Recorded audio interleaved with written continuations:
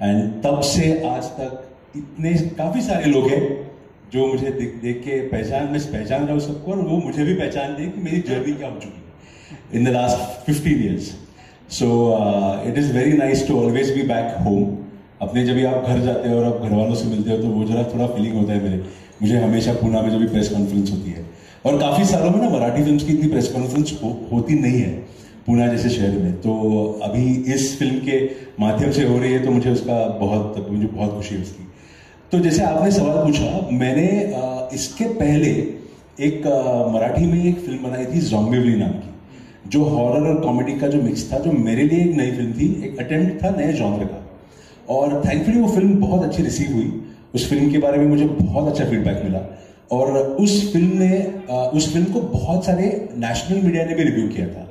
उसी के कारण मुझे ये फिल्म का in a way breakthrough या एक दरवाजा जो खुलता है ना, वो इस फिल्म के लिए खुला. और तो मैडॉक में जब भी मेरी उनकी मुलाकात हुई थी, तभी मैडॉक के दिमाग में ऐसा था कि उनको फोकलोर में कुछ करना था, जो फोक स्टोरीज होती है उसके इर्द गिर्द कुछ करना था. और बिकॉज मैं महाराष्ट्र से आता हूँ और मुझे मुंजा के बारे में पता है, हमारा गाँव भी जो है एंसेस्ट्रल वो कोंकण में है. तो कोंकण में हमारे गाँव में बचपन में मैंने मुंजा की स्टोरी सुनी है. मैं छोटा था तभी डरता था बहुत. डराया जाता है आज भी बच्चों को कि उस पीपल के पेड़ के नीचे मत जाना, मुंजा आके उठा लेगा, मुंजा पे वार हमला करेगा, ये सब सुनते हैं बच्चे. बट ये कहानियां ना मेरे साथ बहुत रही थी. बचपन से मुझे बहुत फैसिनेशन था. तो इतना इजी था ऐसे कि फोकलोर ढूंढ रहे हो तो महाराष्ट्र में इतने हैं फोकलोर्स, तो क्यों ना मुंजा पे कुछ करें.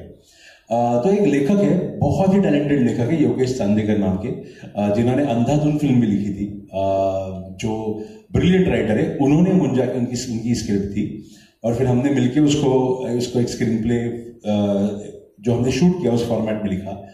और मैडॉक वाले भी एक्साइटेड थे, the whole team at Maddock, Dinesh Vijan the producer wanted to do something जो महाराष्ट्र से बढ़ के ऊपर आए. तो मुझे लगता है हॉरर और कॉमेडी का जो आपका सवाल था, मैं क्विकली इसको समाप्त करूंगा कि देखो क्या होता है, हॉरर में लोग आप डरा रहे हो, कॉमेडी में हंसा रहे हो, दोनों इतने ऑपोजिट इमोशंस है ना, कि आपको दोनों एक साथ करने हैं. ट्रू. तो आपको किसी को डराने के लिए थोड़ा वक्त तो देना पड़ता है, एक बिल्डअप होता है. आप देखते हो ना, एक बिल्डअप धीरे धीरे हो रहा है, सडनली कुछ होता है तो डरते हो आप. वैसे ही जोक आपका सेटअप होता है और जोक जब भी डिलीवर होता है तभी कोई हंसता है.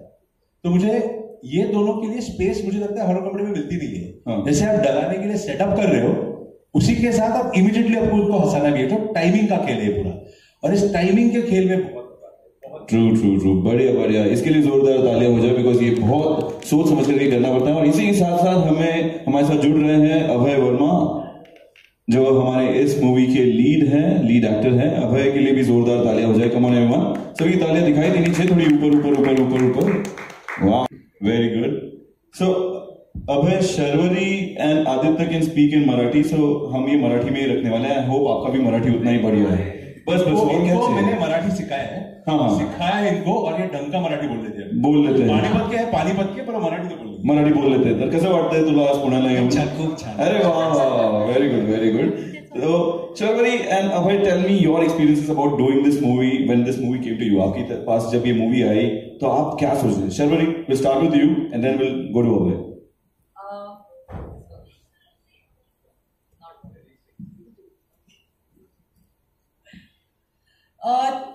तो क्या हम मराठी में बोले, हिंदी में? हाँ, मराठी में बोलिए. हाँ, मराठी बोलो. ठीक है, चालेल. ऍक्च्युली जेव्हा ही फिल्म, मी ऍक्च्युली दिनेश विजनचे आमचे प्रोड्युसर आहेत, त्यांना भेटायला गेली होती.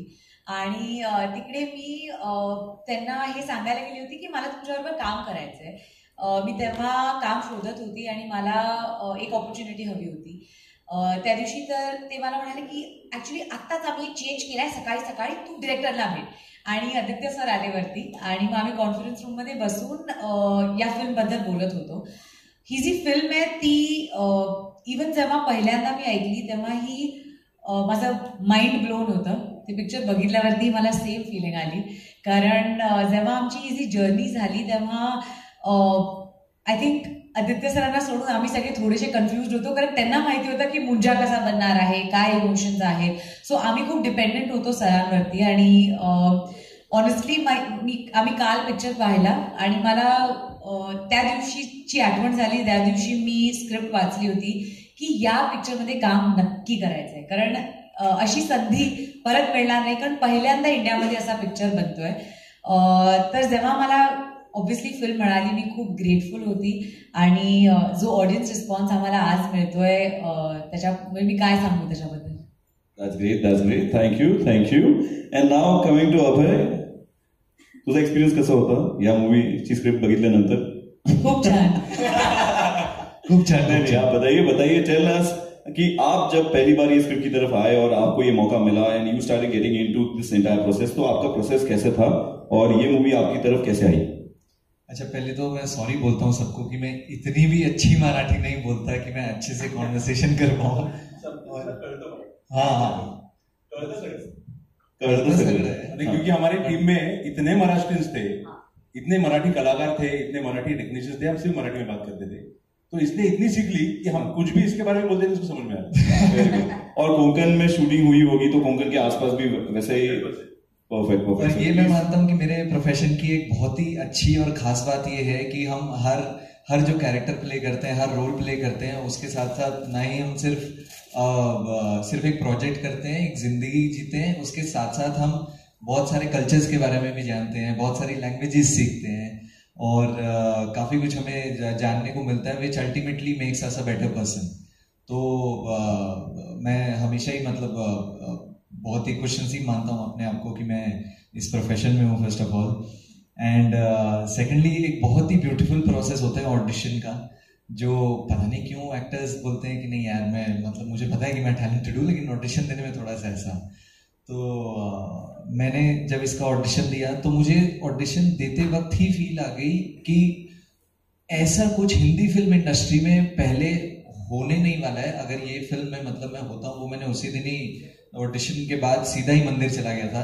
उनका भगवान जी अगर कुछ होना हो ये बस हो जाए. तो आई थिंक वो मैनिफेस्टेशन की पावर, जो प्रेयर्स की पावर होती है, उसकी वजह से ही मैं आपके सामने बैठा हूँ यहाँ पर, और खुशनसीब मानता हूँ अपने आप को कि मैं यहाँ आपके सामने बात भी कर पा रहा हूँ, माइक है मेरे हाथ में. और तो ऑडिशन मैंने दिया और फिर वो सर के पास पहुँचा, और खैर हुनर तो पहचान ही लेते हैं सर.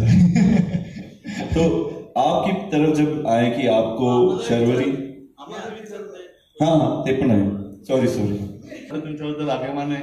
मला असं वाटतं काय ना, मुंजा हा तसा म्हणलं तर आपल्या श्रद्धेतनं आलेला आहे. अंधश्रद्धेचं कसं आहे, अंधश्रद्धेतनं तुम्ही काय घेता हे पण तुमच्या श्रद्धेत अवलंबून असतं. तर आपली श्रद्धा आहे आपल्या कोकणातल्या देवांवर, आपली श्रद्धा असते आपल्या निसर्गावर. मुंजा तिथून येतो, म्हणजे मुंजा या संस्थेवर आपली श्रद्धा आहे. आणि आपण ती बघत आलो की खूप घराघरांमध्ये लहान मुलांची मुंज होते. त्या मुंज या संस्थेतनं घडलेली मुंजाचं कॅरेक्टर आहे. तर त्याला कसं बघायचं, त्याच्याकडे काय पद्धतीने बघायचं, त्याला किती दुष्ट म्हणून बघायचं, त्याला किती प्रेमळ बघायचं, हे आपल्या नजरेतनं बघण्याजोगी गोष्ट आहे. तर आम्ही ना ह्याच्यातल्या काही गोष्टी अवॉइड केल्यात की ज्यातनं आम्हाला अंधश्रद्धा नाही बसवायची. आम्ही ते कॅरेक्टर घेतलंय, कारण मला ते कॅरेक्टर इतकं भारी वाटलं ना की मला असं वाटलं की लहानपणी जेव्हा मी त्या मुंजाच्या कथा ऐकायचो की लोक दंतकथा म्हणतात, त्या कथा एकमेकांना लोक सांगतात, अनुभवलं कोणीच नसतं, पण म्हणतात की माझ्या काकाबद्दल हे झालं होतं. मग तुम्ही कुठलीही कथा बघा, त्या व्यक्तीबद्दल घडलीच नसते, त्याचा कोणतरी असतो त्याच्याबद्दल ती घडलेली असते. सो अशा खूप गोष्टी ऐकायचो आम्ही की मुंजाला त्यांनी झपाटलं, की त्या मुलीची एक वेणी त्यांनी ओढली, असं कथा ऐकल्यानंतर, दंतकथा ऐकल्यानंतर ना ते खूप असं वाटायचं की हा कसा असावा, किंवा असं झाडाकडे बघत राहायचो मी की यार इथे तो कुठे दिसतोय का रात्री. आणि दिसायचं कधी काहीच नाही, कारण आपण लहान असतो, आपल्याला फार खरं वाटतं सगळं. पण ते जे राहतं ना मनात, त्या मनातनं तो सिनेमा कॅरेक्टर घडतो. सो माझ्या मनातला जो मुंजा होता ना तो या सिनेमात आहे. मला कसा दिसला तो तसा आहे. आता अंधश्रद्धेत तो कसा होता ह्याच्यात मी गेलोच नाही, कारण मला अंधश्रद्धेत माझा विश्वासच नाही, आणि माझा विश्वास नसल्यामुळे मी ती कुठे अंधश्रद्धा शोधत जाऊ. मला म्हणजे असा मला वाटलं की अरे 10 वर्षाचा मुलगा, 8-10 वर्षाचा मुलगा म्हणजे बालिश येतो, पण तेवढाच मजेशीर पण आहे, डोकं सरफिरू आहे, पण तेवढाच त्याला त्याच्याबद्दल त्या लहान मुलातला इनोसन्स पण आहे. तर या सगळ्या गोष्टींचं मिश्रण एका जेव्हा राक्षसात भूतात होतं तेव्हा ते किती इंटरेस्टिंग असेल. तर ते असं सगळं समीकरण घेऊन माझ्या डोक्यातला मुंजा मी उभा केला. खूप रूढी परंपरा मुंजाबद्दल वेगवेगळ्या प्रांतात महाराष्ट्राच्या वेगवेगळ्या आहेत. म्हणजे मुंजोबाचं मंदिर पण आपल्याकडे अनेक ठिकाणी दिसतं. त्यांच्यातला जो मुंजा आहे, तो मुंजोबा देव आहे ज्याला ते पूजतात, त्याचं ते वेगळ्या पद्धतीने बघतात त्याकडे. तो मुंजा वेगळा असतो, कारण मुंजा राखणदार म्हणून पण बघितला जातो. आपल्याकडे अनेक ठिकाणी मुंजा रक्षा करतो म्हणून त्याला प्रसाद पण दिला जातो. अनेक ठिकाणी ही समज आहे की नाही, हा मुंजा राक्षस आहे. आम्ही त्याला कसं बघितलं तर आम्ही एक पात्र म्हणून बघितलंय. आम्ही ना राक्षस ना राखणदार, आम्ही म्हटलं हे कॅरेक्टर आहे. जे कॅरेक्टर आपण आपल्या लहान मुलाच्या वयात जाऊन एक लहान मुलगा म्हणून त्याकडे बघूया आणि मग बघूया की हा कसा मजेशीर वाटतोय. तर मी ना हे म्हणजे तुमच्या थ्रूच हे आव्हान नक्की करीन सगळ्यांना की ही फिल्म आहे ना, ही खरं वयवर्ग 10 ते 18, 19 यासाठी केलेली फिल्म आहे. कारण त्यांच्यासाठी तो मुंजा फार महत्वाचा असतो. कारण मी त्या वयात असताना मला मुंजा फार भारी वाटायचा आणि तो मुंजा म्हणजे अंधश्रद्धा हा त्यातला खूप दूरचा भाग आहे. आदित्य, कमेंटमध्ये ट्रेलरच्या ही चर्चा होते, कारण कंटेक्स्ट वेगळा असतो, तो माहीत नसतो. आता मला सांगा, मुंजा म्हणजे कोणतं, शेवटी त्या लहान मुलाचाच झालेला राक्षस आहे. तर आम्ही ज्या मुलाला कास्ट केला, आयुष नावाचा ऍक्टर येतो, तो फिल्ममध्ये पण दिसतो. तुम्हाला फिल्म बघितली असेल तर पहिली 10 मिनिटं तो मुलगा दिसतो आणि नंतर मध्ये जो मुंजा होतो. आमच्यासाठी काय होतं की त्या मुलाचा त्या राक्षस व्हर्जन बनवणं, ना की गॉलमला मुंजा बनवणं. आमच्या डोक्यात होतं की तो जो मुलगा ज्याची मुंज झाली आहे, ज्याचा बटू येतो, ज्याचा टक्कल झालाय, त्याला शेंडी आहे, त्याला बिगबाळी घातली, तरी जानव आहे, हाफ पॅन्ट आहे, हा मुलगा त्याची लांबी काठी कशी आहे, त्या पद्धतीने ह्याचा राक्षस जर झाला तर तो कसा दिसेल, तर त्याचं ते रूपांतर आहे त्या राक्षसात. सो ते होताना त्या मुलाचं स्कॅनिंग केलं आम्ही, त्याचा चेहरा, त्याची बॉडी ही पूर्ण स्कॅन करून आम्ही त्याला डिझाईन करून त्याचा राक्षस बनवला. आता त्या साम्यात 2 गोष्टी होतात ज्यामुळे ते गॉलम वाटतं. एक तर ना तो गॉलम आहे ना, हा जसा प्रचंड खोड्या काढणार आहे त्या सिनेमात पण. मग तो त्या सिनेमात तुम्ही बघितला असेल तर तो जो हिरो आहे त्याची खूप तो क्रूर पण आहे, पण तो असा खोडसळ पण आहे. मुंजा तसाच आहे, कारण आपल्या दंतकथेतला मुंजा पण तसाच आहे, कारण तो लहान मुलगा आहे. तो तसा तो भीतीदायक राक्षस नाहीये, तो तसा लहानच आहे. सो त्याची समज ही क्रूरतेची ही वेगळी असणार आहे. तर ते साम्य लोकांना वाटतं, कारण कॅरेक्टरमध्ये ते साम्य आहे. आणि लोकांना डोळे सेम वाटतात, कारण डोळे मोठे. तर इनोसन्स ज्या त्या गॉलमचा होता ना, हा इनोसन्स या मुलात पण आहे, कारण तो लहान आहे. तर आम्हाला ते जाणवलं की हे लोकांना साम्य वाटते. पण मला असं फार ठामपणे वाटतं की जेव्हा लोक हे सिनेमात बघतील ना, तेव्हा त्यांना तो गॉलम 1 सेकंदही आठवणार नाही. त्यांना तो मुलगा दिसेल ज्याचा मुंजा झालेला आहे. कारण तो मुलगा, त्या मुलाने फार उत्तम काम केलंय. आपला कोल्हापूरचा मुलगा आहे तो, त्याची पहिली फिल्म आहे, लहान मुलगा आहे तो. आणि त्याचं गोट्या जो आपल्याला दिसतो, तो जेव्हा मरायच्या आधी गोट्या असतो, तो गोट्या कोकणातला राहणारा, तो गोट्या आम्ही जेव्हा त्याच्यावर पहिलं शूट केलं, मग मुंजा शूट केला, तर आम्हाला तो इतका आवडला की मी म्हणलो की हाच मुंजा म्हणून वापरू, ह्यालाच आपण ह्याचं व्हर्जन मुंजात CG मध्ये VFX मध्ये बनवू. आणि ते तेच झालेलं आहे. सो तुम्ही फिल्म बघितल्यावर तुम्हाला कळेल की हे गॉलमची इमिजिएट कंपॅरिझन होते, कारण ते दृश्य तसं दिसतं. कारण ऑल्सो पहिल्यांदा आपण बघतोय की एक CG मध्ये बनलेलं कॅरेक्टर आहे आणि गॉलम ही CG मध्ये बनलेलं कॅरेक्टर होतं. नाही, तो तुम्ही जो हा राक्षस केलेला आहे तो सदाशिव पेटी राक्षस म्हणायचा की बाळी वगैरे असं तुम्ही ठरलं? म्हणजे नाही, ते मुंजेचं नाही. आता सदाशिव पेटी म्हणलं तर तुम्ही त्यांच्या सगळ्या पेशव्यांची पण मुंजेच झाली होती ना. आता त्यांना सगळ्यांना त्यांनी जानवं आणि बिगबाळी ही कोकणामध्ये अजूनही काही लोक घालतात. त्या काळात म्हणजे आम्ही जो काळ दाखवतोय, ज्या काळातला हा मुलगा होता, तो काळ तर वेगळाच होता. म्हणजे तेव्हा ती बिगबाळी घालणं किंवा जानवं घालणं आणि ते लहान मुलांना त्यांचा बटू करून ते गावात फिरायची भिक्षा मागत, तर ते आपण पाहिलेले आणि सिनेमांमध्ये पण पाहिलेले. तर तिथल्या त्याच मुलाचं वर्जन आहे, म्हणजे तोच मरतो आणि तो मुंजा होतो. तर ते एकदम कपडे बदलून मुंजा होणार नाही का? म्हणजे कथेची गरज होती म्हणून तुम्ही तो करेक्ट, कथेची गरज होती म्हणून ते होतं. आणि ऑल्सो मला असं वाटलं की हे युनिक मराठी, याच्यातला महाराष्ट्रीयन एलिमेंट काय आहे, हा का वेगळा आहे, हा का महाराष्ट्रात आलेला आहे. काही काही छोट्या छोट्या गोष्टी असतात ना, हे लोक पिकअप करतात. कारण हे तुम्हाला महाराष्ट्रात म्हणजे भारतात कधीच असं काही बघायला मिळत नाही. ती बिगबाळी घातलेला आणि जानवं घातलेला मुलगा असा भारतात नाही दिसत. हा खूप त्यातला मराठीपणा आहे. आणि मी हे नक्की सांगेन की ही फिल्म पुण्यात आणि कोकणात घडते. तर पुणे हे त्यातलं खूप मोठं कॅरेक्टर आहे आणि कोकण हे त्यापेक्षाही मोठं कॅरेक्टर आहे.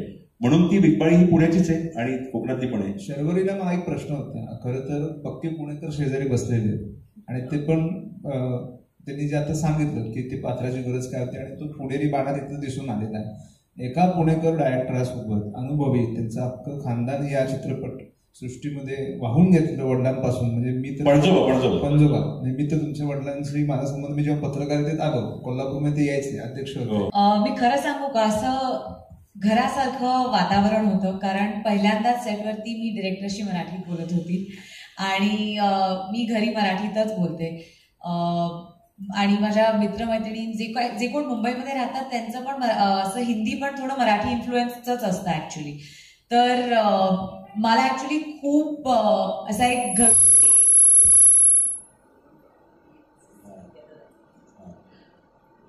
खूप घरगुती माहोल होता, कारण सुहासताई होता, भाग्यश्री लिमये, मोना मॅम होत्या, पण मोस्टली आम्ही जसं सर म्हणाले की खूप सगळे मराठी ऍक्टर्स होते. लहानपणीपासून सगळ्यांचं काम पाहिलं होतं, एस्पेशली सुहासताईंचं. मी खूप मोठी फॅन आहे त्यांची. मी सरांचे सगळे पिक्चर पाहिलेत आणि त्यांच्याबरोबर काम करण्याची संधी मिळाली, हेच माझ्यासाठी खूप मोठी गोष्ट आहे. आणि जसं ते म्हणाले की मुंजा हे आपल्या मराठी कल्चरमधून येतं, त्याला रेप्रेझेंट करणं आय थिंक माझ्यासाठी मला असं खूप गर्व वाटत होता त्याच्याबद्दल, कारण खूप कमी फिल्म्स बनतात हिंदीमध्ये ज्या आपल्या कल्चरमधून आलेल्या असतात. सो जेव्हा मी पहिल्यांदा सरांकडनं ही स्टोरी ऐकली तेव्हाच मी त्यांना हे म्हटलं होतं की हे आपल्या कल्चरमधनं येतं आणि मला नक्कीच याचं पार्ट बनायचं आहे. आणि सर एवढे नॉलेजेबल आहेत या विषयाबद्दल की आम्हाला बाकी कुठे आम्हाला गुगललाही विचारायला नाही लागलं. सरच होते आमचे गुगल, आम्ही त्यांना एक सांगतो, पण म्हणजे एक इंटरेस्टिंग गोष्ट सांगतो, एवढीच सांगतो हिच्या प्रश्नाला धरून की ह्यांना हे आमचं शूट सुरू पुण्यातनं झालं. पुण्यात आल्यानं आम्ही पहिली काय गोष्ट केली, कारण जसा अभय होता, मोना मॅम पण आहे ज्यांना आपण जस्सीमध्ये बघितलंय, त्याची आईचं भूमिका आहे, किंवा एक आमच्या फिल्ममध्ये खूप नवीन छान तरण म्हणून एक मुलगा आहे जो दिल्लीचा आहे, जो पंजाबी आहे, किंवा सत्यराज सर पण आहे. हे सगळी बरीच वेगळे कलाकार होते. तर मी पुण्यात आल्याला ना त्यांना पहिलं काय केलं तर त्यांना ती अप्पाची खिचडी खायला घातली, त्यांना सुजाता मस्तानी प्यायला घातली आणि त्यांना मी बेडेकरांची मिसळ खायला घातली. म्हटलं आता हे सगळं खा आधी आणि पुण्याचे व्हा आणि मग शूटिंग सुरू करू. आणि आम्ही मंडईतच शूटिंग सुरू केलं. त्यांनी मंडईतच डायरेक्ट फील घेतला तिथे गेल्यावरच की तिथला ट्रॅफिक, तिथे बांधकाम चालू होतं आणि त्यांना पुणं दिसलं. ते म्हटलं की हे कसं आहे ना, तुम्हाला पुण्याचा वाईब नाही, थोडं पुण्यातलं इट पुणे, लिव्ह पुणे आणि ब्रीथ पुणे, आणि मग आपण सुरू करूया. हॉरर आणि कॉमेडी यांचा समतोल कसा राखला? समतोल कसा राखला? तेच मला मगाशी यांना मी जसं उत्तर दिलं प्रश्नाला, तर तेच होतं की हा समतोल प्रचंड अवघड असतो, कारण इतके दोन वेगळे विषय आहेत. आणि ना रिव्ह्यूज मध्ये ना खूप वेळा हे सांगितलं जातं, म्हणजे हा झॉम्बीला पण मिळालेला रिव्ह्यू होता असा, आणि हा बऱ्याच सिनेमांना मिळतो की अरे एकदमच हॉरर का नाही केली, किंवा कॉमेडी करायची गरज काय होती, किंवा एकदमच कॉमेडी का नाही केली, हॉरर करायची गरज होती. मला वाटतं आपले प्रेक्षक तसे नसतात. आपले प्रेक्षक ना फक्त हॉरर सिनेमा बघायला जात नाहीत. म्हणजे आपण हे समजून घेऊया की फक्त हॉरर बघण्याचा प्रेक्षक वर्ग इतका कमी आणि छोटा आहे ना की त्यांनी सिनेमे चालत नाही. आपले प्रेक्षक हे फॅमिली प्रेक्षक आहे. आपल्याकडे सिनेमा चालला तर अख्खी फॅमिली जाऊन बघते तेव्हा चालतो. आपल्याकडे 2-3 फक्त पुरुष जाऊन किंवा लहान मुलं जाऊन, टीनेज मुलं जाऊन बघून आली की सिनेमा नाही चालत. आणि माझं हे ठाम मत आहे की मला जो सिनेमा बनवायचा आहे तो लोकांपर्यंत पोहोचवायचा आहे, तो चालावा, ही अपेक्षा धरूनच मी सिनेमा बनवतो. सो ते जे समीकरण ना, ते समीकरण प्रचंड गरजेचं असतं. आणि फक्त कॉमेडी सिनेमा करण्यात मला काही इंटरेस्ट नव्हता. तर तो हॉरर कॉमेडीचा जो एक तो बाज धरण आहे, त्या टायमिंगचा मुद्दा आहे तो. आणि मग ह्यात तुम्हाला चांगले कलाकार लागतात, ज्यांना ते टायमिंग कळतं. त्यात तुम्हाला चांगली समज लागते लेखकाची, ज्याला ते लिहिता हॉरर मोमेंट मधूनच एक पंच काढता येतं. आणि मग सेटवर जे घडलंय त्याचं करेक्ट टायमिंग तुम्हाला एडिटिंगमध्ये जमवायला लागतं, की इथे हसू येतंय का नाही लोकांना, इथे म्युझिक बरोबर आणायचं का नाही आणायचं. तर ते थोडंसं ट्रायल एरर आहे, पण ते जमलं ना जर, तर प्रेक्षकांना जेव्हा तुम्ही रिॲक्ट करताना बघताना तेव्हा खरा आनंद मिळतो की अरे हे वर्क होतंय. तुम्हाला माहीतच नसतं शेवटपर्यंत की हे वर्क होणार का नाही. आणि ते हॉलमध्ये गेल्यानंतर प्रेक्षकांचा जो एक प्रतिसाद असतो त्या जागेला तिथे जाणवतं. तर काल आम्ही खरं एकत्र, म्हणजे ह्यांनी फिल्म बघितलीच नव्हती, त्यांना मी फिल्म दाखवलीच नव्हती, आणि त्यांचं काल पहिल्यांदा प्रीमियरलाच आता एकत्र फिल्म बघूया असं झालं. तर मला प्रचंड उत्सुकता होती की हे रिॲक्ट करतायत का नाही, ह्यांना वाटतंय का नाही की अरे इथे भीती वाटली. आम्हाला आपल्या मनात असतं ना की इथे लोक घाबरतील, किंवा मनात असतं की इथे लोक हसतील, ते होतंय का नाही. तर मला वाटतं 70-80% आम्हाला त्या बाबतीत यश मिळालेलं आहे.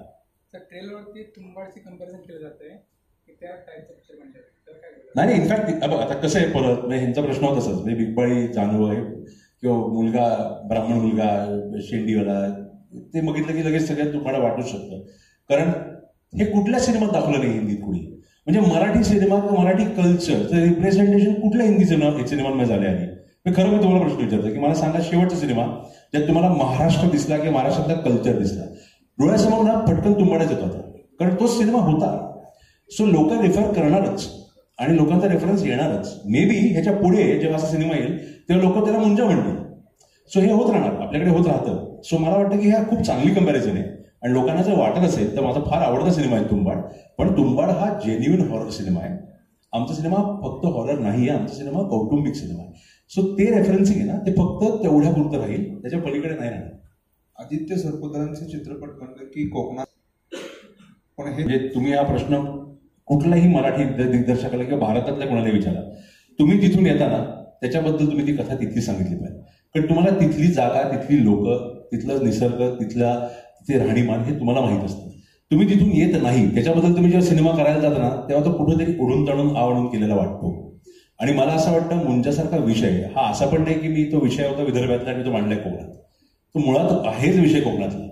सो मला जर मुंजा आणि कोकण हे माहिती आहे तर मी त्याबद्दल सिनेमा करणं हे योग्य आहे, ना की असा सिनेमा जो मला माहितच नाही. म्हणजे उद्या मी सायराट करायला गेलो तर मी माझ्याकडे मूर्ख उडी नसेल, कारण मला ते जगच माहित नाही जे नागराजला माहिती आहे.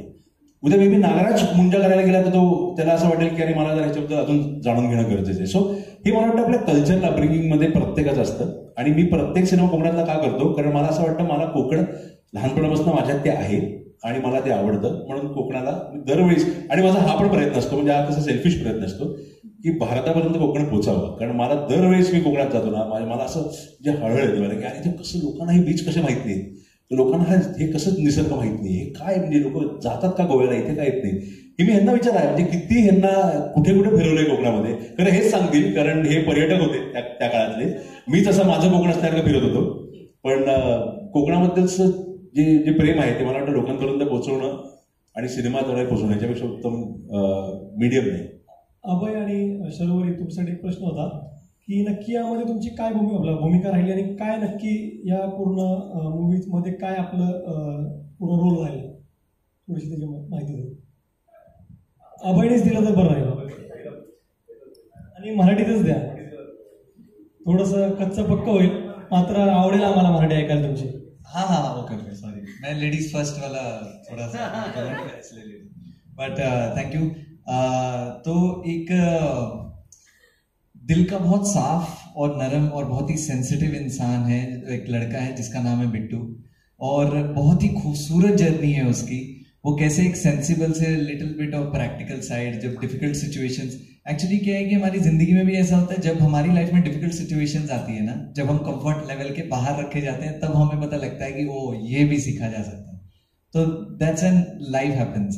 तो वैसा ही एक कैरेक्टर है जिसकी ब्यूटीफुल जर्नी है, जो एक मैन से जेंटलमैन बनता है इस फिल्म.